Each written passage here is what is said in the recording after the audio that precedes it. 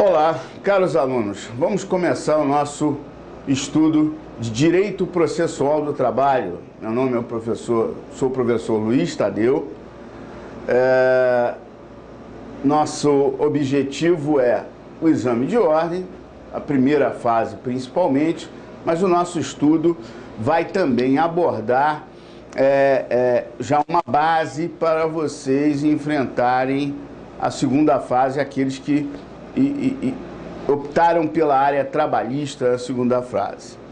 Muito bem, para nós iniciarmos o nosso estudo de Direito Processual do Trabalho, é fundamental que a gente localize a matéria dentro do direito, dentro da ciência do direito.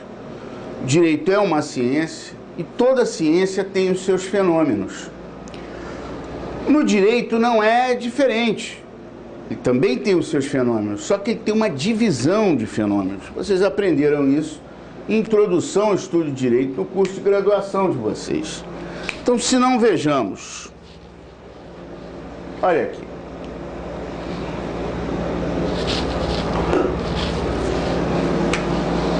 Fenômenos, aqui está a ciência do direito. Os fenômenos divididos em fenômenos jurídicos materiais e fenômenos jurídicos processuais. O famigerado direito material, tá certo? E direito processual.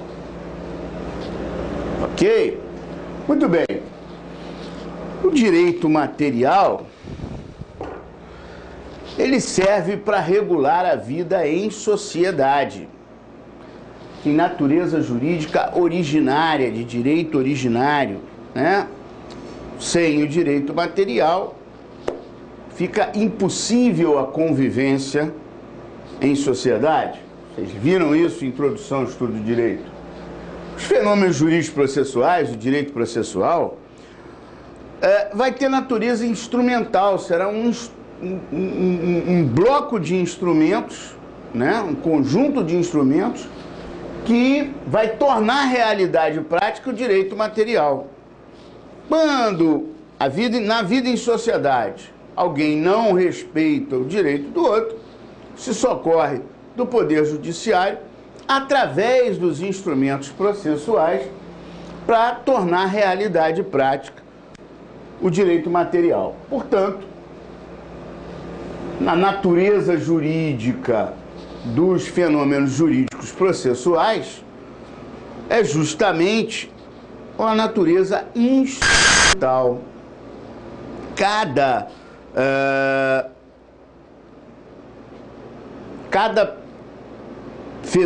matéria de processo, ela se destina a dar uma ferramenta necessária para tornar realidade prática um determinado direito material.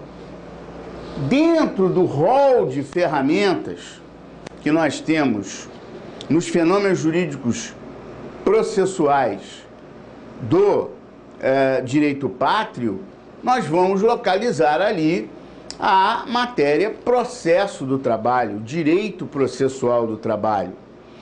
E o direito processual do trabalho, ele vai ter um conjunto de normas que você vai poder ir ao judiciário, específico trabalhista para pleitear direitos individuais e coletivos, direitos materiais pertinentes a relações do trabalho. Nós vamos ver tudo isso de forma mais específica no decorrer do nosso estudo. Mas esse é o briefing geral e essa é a localização do direito processual do trabalho na ciência do direito. A grande norma, a norma mais robusta de processo de trabalho será a CLT. A CLT, a Consolidação das Leis do Trabalho, ela tem normas de direito material, ela vai servir em um determinado momento para o direito material do trabalho, específico das relações de emprego, e num outro momento ela vai ter normas processuais específicas de processo do trabalho, tá certo? Muito bem, com essa pequena introdução, nós podemos passar para o conceito de direito processual do trabalho. Muito bem. Como vocês podem ver, ó, direito processual do trabalho é a disciplina instrumental da ciência do direito que, através de seus fenômenos jurídicos processuais especiais, torna a realidade prática o direito material, objeto de dissídio individual ou coletivo, no limite de sua competência. Muito bem. Vamos destrinchar isso aqui para dar sequência no nosso estudo. Disciplina instrumental, ou seja, é uma disciplina processual, portanto, sua natureza é instrumental, como nós vimos, da ciência do direito, que através de seus fenômenos jurídicos processuais, é um instrumento, especiais por quê? É um processo melhor do que o processo civil, do que o processo penal? Não. Especial não no sentido de ser melhor, não no sentido de valor de qualidade, mas no sentido de ser diferente, no sentido de diferenciar de outras matérias. Ela é específica, tá certo? A matéria processual trabalhista, ela é específica, ela não é genérica. Ela diz respeito, ela serve para um único propósito de solução de direito material. Ela não é genérica como o processo civil, por exemplo, que vai atender a uma gama enorme de conflitos a serem solucionados nas mais diversas matérias. Você tem direito empresarial sendo solucionado pelo CPC, tendo a solução de instrumentalidade para se bater na porta da justiça através do CPC. Você tem direito tributário também servindo do CPC, direito civil e na parte de família, órfãos, sucessões, enfim, uma gama de situações de direito material que são solucionadas perante a justiça através do instrumento processo civil. A norma mais robusta, o CPC. Agora, o processo do trabalho não, ele é específico, ele é diferenciado porque é específico. Vai atender ao quê? Vai atender ao direito material, objeto de dissídio individual ou coletivo no limite da sua competência, ou seja, na competência dessa justiça especial que atende a demandas relacionadas com relações do trabalho, através de dissídios individuais e coletivos,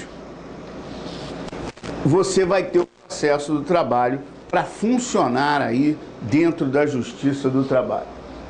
Esse conceito é um conceito singelo, inspirado em várias doutrinas, mas que ajuda vocês a raciocinarem o processo do trabalho, a dar início ao raciocínio de vocês no processo do trabalho. A partir daí, o nosso estudo evolui para a gente trabalhar com as fontes, tá certo? Com as fontes de direito processual do trabalho. É a partir dela que a gente começa a adentrar o processo do trabalho de forma mais meticulosa. Muito bem. Antes de nós começarmos a destrinchar essa situação, é preciso colocar para vocês o seguinte: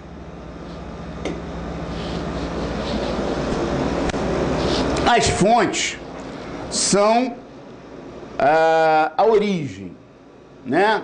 São o nascedouro de qualquer direito, qualquer matéria do direito. Qualquer matéria que vocês forem estudar, é fundamental você saber de onde vem o regramento que dá base àquela matéria, né? Quais são as normas que eu vou trabalhar o meu estudo? Muito bem, eu vou ter, portanto, fontes originárias ou genuínas, tá certo? De direito processual do trabalho. Elas formam, portanto, esse conjunto aqui, ó. Esse conjunto aqui. Fontes originárias ou genuínas, ou ainda chamadas também de próprias, né? As doutrinas, essas são as terminações que vocês vão encontrar nas doutrinas de processo do trabalho. Muito bem. Começa com a Constituição. Aliás, como qualquer outra matéria, sendo matéria do direito, né, da ciência jurídica, primeiro, antes de mais nada, a Constituição, ou seja, todas as normas de direito processual, né, as normas instrumentais próprias para solucionar conflitos que estiverem estabelecidas na Constituição Federal, elas automaticamente são aplicadas também no processo do trabalho. Então não há o que se falar em excluir do processo do trabalho essa ou aquela norma processual que você encontra na Constituição Federal. Ela está acima do bem e do mal, no topo. Muito bem. Além dela, eu vou ter, como eu já disse para vocês, as normas mais robustas, o conjunto de normas mais robustas, falando melhor, é a CLT. A partir dos artigos 643, você vai ter a organização judiciária, ok? E lá no artigo 763 e seguinte, você vai ter as normas de processo do trabalho propriamente ditas. Mas nós temos também, além da CLT, uma lei que não é muito grande, mas é de suma importância, que é a Lei 5584 de 70. Essa lei se chama Lei do Processo do Trabalho. Ela trouxe alguns detalhes. Em 1970, vem o legislador e traz alguns detalhes a serem inseridos, né, no processo do trabalho. Essa lei vem, portanto, em apoio aqui à CLT na parte processual, e esses detalhes tornaram ainda mais dinâmico o processo do trabalho. Outras legislações esparsas que já existem ou podem vir a existir a respeito especificamente de processo do trabalho. Faz parte também das fontes originárias ou genuínas ou próprias os princípios do processo do trabalho. Ora, em cima dessas normas e com os princípios do processo do trabalho, nós vamos dar sequência na demanda judicial trabalhista, tá certo? Seja no direito individual, no dissídio individual, seja no dissídio coletivo. Dissídio individual para resolver as questões de direito individual e o dissídio coletivo para resolver as questões de direito coletivo do trabalho. Muito bem. Aí nós precisamos falar com vocês um ponto importante, que é o seguinte. Para fazer a prova de primeira fase do OAB, eu tenho que partir para decoreba. Eu vou decorar vírgula por vírgula. Não.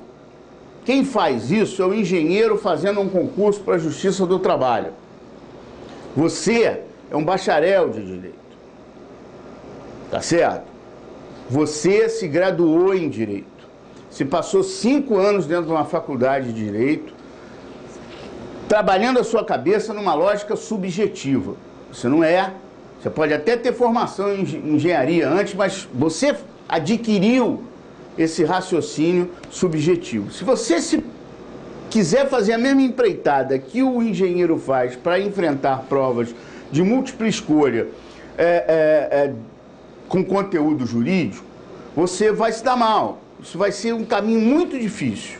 Até porque a Fundação Getúlio Vargas, que hoje é a instituição que prepara as provas do exame de ordem unificado, o que ela faz? Ela exige, ela trabalha com pé de letra de lei, mas ela traz elementos que vão exigir de você um mínimo de raciocínio a respeito de cada ponto, de cada matéria. Então, o que você tem que fazer é se debruçar em cima dessa legislação, sim, é a primeira que você tem que ver na matéria processo do trabalho, mas você tem que ver com, não na decoreba, mas na memorização. Ah, mas não é a mesma coisa? Memorizar e decorar não é a mesma coisa? Não. Na memorização, você vai ter uma compreensão do instituto que você está estudando e aí você vai colocá-lo no seu índice de recall depois disso. E aí você volta a raciocinar de novo. É um ciclo que você faz. Ou seja, eu leio, entendo, memorizo e recapitulo o que eu entendi. Aí eu vou para o ponto seguinte. Esse é o segredo de você solucionar as questões da primeira fase do exame de ordem em todas as matérias. E na matéria Direito Processual do Trabalho não será diferente. Não basta, portanto, sair decorando tudo sem entender a funcionabilidade daquela norma que você está assimilando. Tá certo? Nós vamos dar os conceitos básicos para vocês, vamos fazer você entender cada elemento para que você possa fazer esse estudo de memorização. A única coisa que nós não vamos poder fornecer para você é o seu estudo. Aí tem que ser com você. Mas eu vou te fornecer aqui todas as explicações sobre cada detalhe, tá certo? Do direito processual do trabalho que cai aí na primeira fase e até na segunda fase também, de tal forma que você possa enfrentar essa empreitada aí de memorização. Mas vejam bem, dito isso, a gente dá continuidade. Essas são as fontes originárias, né? Nelas eu encontro tudo a respeito de processo do trabalho? Não, eu não vou encontrar tudo. Não vou achar todas as minhas soluções no passo a passo de uma ação trabalhista só com este bloco de fontes, que são as originais do processo do trabalho. Eu vou precisar, de outra situação. Quando eu não encontrar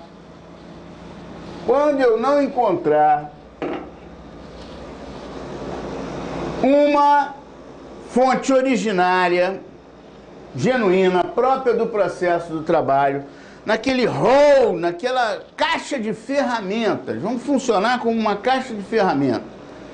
Naquela caixa de ferramentas, se eu não encontrar a ferramenta própria, genuína, eu vou buscar em outras caixas de ferramenta aquela que me é necessária para dar sequência na ação trabalhista, para dar sequência no processo, porque o processo não pode parar.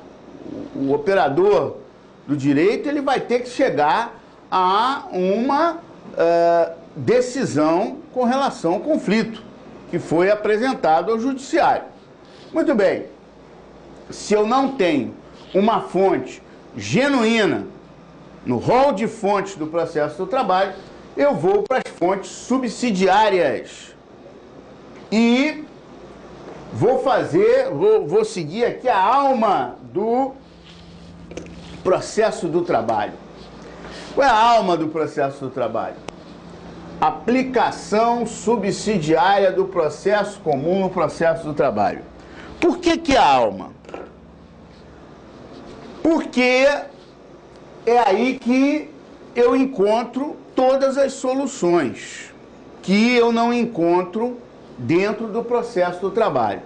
Vou ter que levar em consideração os princípios do processo do trabalho, vou ter que levar em consideração as normas que eu tenho dentro das fontes genuínas que nós vimos. A partir daí, eu não tenho uma norma, eu vou me satisfazer das fontes subsidiárias. E aí, eu vou ter várias outras caixas de ferramenta para procurar a ferramenta que eu preciso. Muito bem. O CPC é a mais robusta dessas caixas de ferramenta. Então, eu tenho a caixa de ferramenta, eu vou ter a caixa de ferramenta do processo do trabalho. Não encontrei nela, eu vou procurar na caixa de ferramenta CPC. Mas posso ter também norma no Código de Processo Penal. Que isso, Tadeu? Código de Processo Penal para aplicar no processo do trabalho? Mas que loucura é essa? Artigo 40 do CPP traz uma norma que é uma verdadeira ordem para todo e qualquer juiz, para todo e qualquer magistrado no direito pátrio. Diante de uma situação de crime previsto no Código Penal, que é encontrada, que você tem ali provas dentro dos autos de qualquer demanda judicial pátria, o magistrado tem a obrigação de ofício, né, de enviar aquela situação, oficiar o Ministério Público próprio para tomar as medidas que entender cabíveis ali diante daquela situação criminosa. Então você tem aplicação do processo penal. Ora, se dentro de uma audiência trabalhista acontece um desacato, o juiz pode dar voz de prisão. Se diante de uma constatação da mentira de uma testemunha, ele pode dar voz de prisão. Mentira na qualidade de testemunha depois de compromissado está tipificado no Código Penal. Ele pode dar voz de prisão. Isso acontecia mais no passado e hoje é quase impossível acontecer, porque a testemunha tem que mentir, ficar comprovado que ela está mentindo, ser confrontada com a mentira e continuar mentindo, continuar dizendo, não, é isso aí. Porque se ele se retrata, ele sai do tipo criminal. Então, dificilmente, e ninguém não é corriqueiro sair se desacatando o magistrado. Então, são situações raras, situações de exceção, mas que passam a fazer parte daquela demanda. Passam a fazer parte daquela demanda. Na audiência, tudo que acontece na audiência, né, pelo princípio da oralidade, vai ser registrado na ata de audiência. Então, vai fazer parte ali dos autos processuais da reclamação trabalhista. Portanto, o CPP também pode ser aplicado subsidiariamente, aí, tranquilamente. Lei de execuções fiscais. Lei de execuções fiscais, ela será de suma importância na execução trabalhista. É uma outra caixinha de ferramenta aí de suma importância e que poucos operadores do direito, poucos, sabem disso. No universo de advogados trabalhistas, tem alguns que não sabem. E é um manjar dos deuses para a FGV tentar pegar vocês pelo pé. É um manjar dos deuses, porque não se sabe direito, muita gente não tem conhecimento da aplicação da lei de execuções fiscais na execução trabalhista. Quando nós estivermos lá tratando de execução trabalhista, nós vamos destrinchar essa situação. A lei dos juizados especiais pode ser de uma aplicabilidade melhor ou a única adequada do que o CPC, apesar de ser uma caixa de ferramentas mais reduzida, até porque boa parte do passo a passo da lei dos juizados especiais foi inspirada na experiência prática do processo do trabalho. A reclamação trabalhista desde 1943 foi inspirando o processo civil, o legislador, a fazer modificações no processo civil para torná-lo mais ágil nos instrumentos do processo civil. O Código do CPC, o CPC de 73, trouxe situações inspiradas no processo do trabalho. Toda a conciliação no resto do direito pátrio se inspirou na conciliação trabalhista. Então a gente tem que ver aí que o processo do trabalho é de suma importância, mesmo fazendo essa aplicação. Agora, gente, é o seguinte, juridicamente falando, pode ser uma questão de prova, tá certo? Na prática, confesso a vocês que em 21 anos eu não vivenciei ainda essa possibilidade, mas pode ser que nem na aplicação subsidiária eu encontre uma norma processual que se faz necessária para resolver um incidente processual qualquer na reclamação trabalhista, para dar sequência à ação e chegar até a tutela jurisdicional de primeiro grau, o fornecimento da sentença. Caramba, como é que eu vou resolver isso? Não tem fonte genuína, nem na fonte subsidiária. Procurei em tudo quanto é lei do processual do país e não encontrei. Ora, eu vou, portanto, vou ficar sem solução? Claro que não. Eu venho para cá, ó. Deixa eu apagar isso aqui. Eu vou vir para cá, ó. Quer ver? Presta atenção. Ó.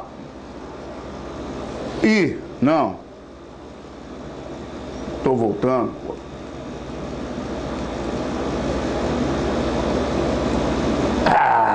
Na omissão das fontes subsidiárias, 2 pontos.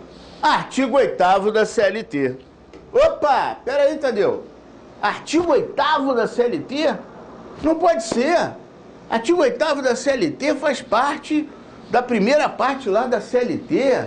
Ora, é direito material. Nananina, não. A primeira parte da CLT é parte geral da CLT. E sendo parte geral, atende também à parte específica processual.